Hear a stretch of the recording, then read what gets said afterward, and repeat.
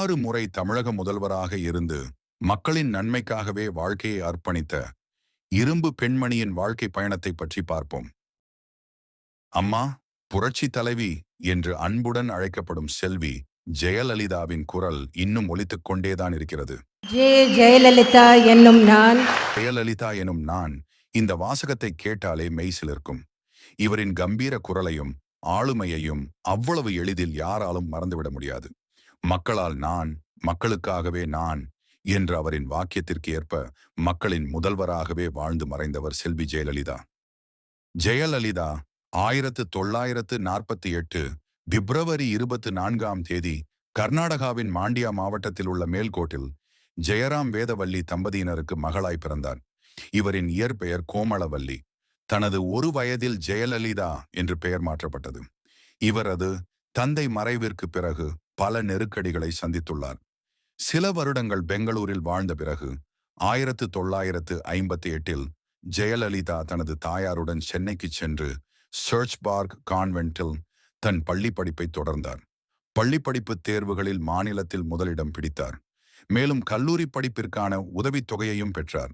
இருப்பினும் அவரது குடும்பத்தின் நிதி நெருக்கடியை சமாளிக்க திரைப்படங்களில் நடிக்க வேண்டியதாயிற்று. Please subscribe to my channel.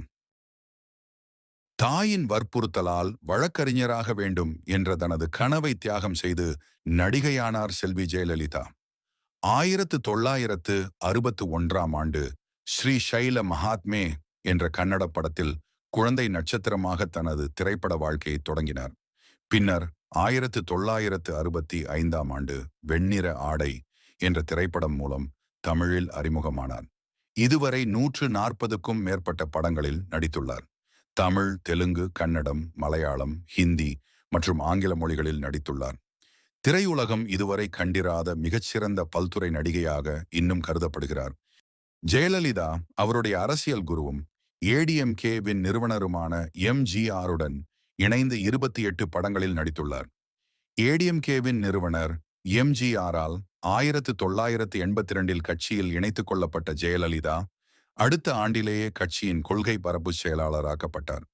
1984 உடல் நலம் குன்றுவதற்கு முன்பாக ஜெயலலிதாவை மாநிலங்களவை உறுப்பினராக நியமித்தார் எம்ஜிஆர். கட்சியின் மூத்த தலைவர்கள் பலருக்கே இது ஆச்சரியத்தை கொடுத்தது. 1984 எம்ஜிஆர் மருத்துவமனையில் இருந்தபோது நடந்த சட்டமன்ற தேர்தலில் கட்சியின் மூத்த தலைவர்கள் பலர் ஜெயலலிதாவின் பிரச்சாரத்தை ஏற்க மறுத்தனர். சிறுநீரக மாற்று அறுவை சிகிச்சைக்கு பிறகு எம்ஜிஆர் சென்னை திரும்பிய போது விமான நிலையத்தில் அவரை சந்திக்கவும் ஜெயலலிதாவுக்கு அனுமதி அளிக்கப்படவில்லை. ஆனால் சிறிது காலத்திலேயே முதலமைச்சருடனான கருத்து வேறுபாடுகளை தீர்த்து கொண்டார் ஜெயலலிதா. அதற்கு பிறகு அவரை ஏடிஎம்கேவில் இருந்து நீக்குவதற்கு நடந்த பல முயற்சிகள் வெற்றி பெறவில்லை. பிறகு ராயபுரத்தில் நடந்த மிகப்பெரிய பொதுக்கூட்டத்தில் பேசச் சொன்னார் எம்ஜிஆர். முதலமைச்சரிடம் அவருக்கு இருந்த செல்வாக்கை இந்த சம்பவம் வெளிச்சம் போட்டு காட்டியது. ஜெயலலிதாவின் ஆங்கில புலமையை கவனத்தில் கொண்டு அவரை 1984ஆம் ஆண்டு நாடாளுமன்ற மாநிலங்களவை உறுப்பினராக நியமித்தார் எம்ஜிஆர். 1987ஆம் ஆண்டு மறைந்த எம்ஜிஆரின் மனைவியான வி.என். ஜானகியின் தலைமையிலுமாக ஏடிஎம்கே 2ஆக பிளவுபட்டது. ஆர்.எம். வீரப்பன் போன்ற மூத்த தலைவர்கள் தன் பக்கம் இருந்த நிலையில் 1988ஆம் ஆண்டு ஜனவரி 7ஆம் தேதி புதிய முதல்வராக பதவியேற்றார் வி.என். ஜானகி. 234 உறுப்பினர்களை கொண்ட சட்டப்பேரவையில் அவருக்கு 97 உறுப்பினர்களின் ஆதரவு இருந்தது.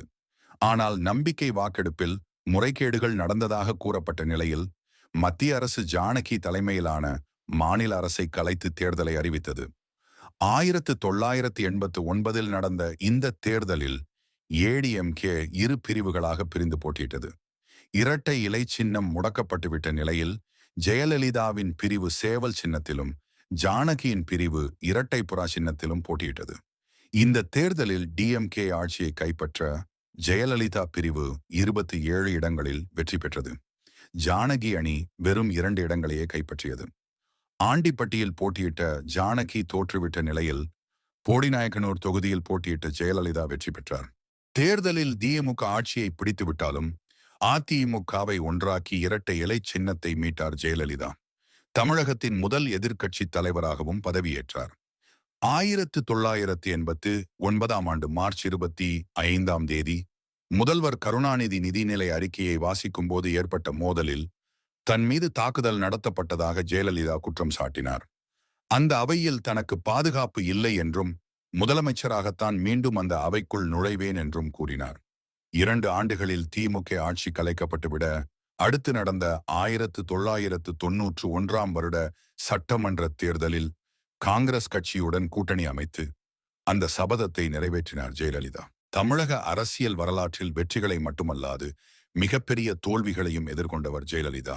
1991 முதல் 96 வரை நடந்த ஜெயலலிதா தலைமையிலான அதிமுக ஆட்சி மிகப்பெரிய ஊழல் புகார்களை எதிர்கொண்டது. எதிர்க்கட்சிகள் ஒட்டுமொத்தமாக ஜெயலலிதாவுக்கு எதிராக திரண்டன. இதனால் 1996 நடந்த தேர்தலில் வெறும் 4 தொகுதிகளில் மட்டுமே அக்கட்சி வெற்றி பெற்றது. பர்கூர் சட்டமன்ற தொகுதியில் போட்டியிட்ட ஜெயலலிதாவும் தோற்றுப்போனார். வழக்கு ஒன்றில் தண்டிக்கப்பட்டு பதவி நீக்கம் செய்யப்பட்ட ஜெயலலிதா ஓ பன்னீர்செல்வத்தை முதல்வராக்கினார்.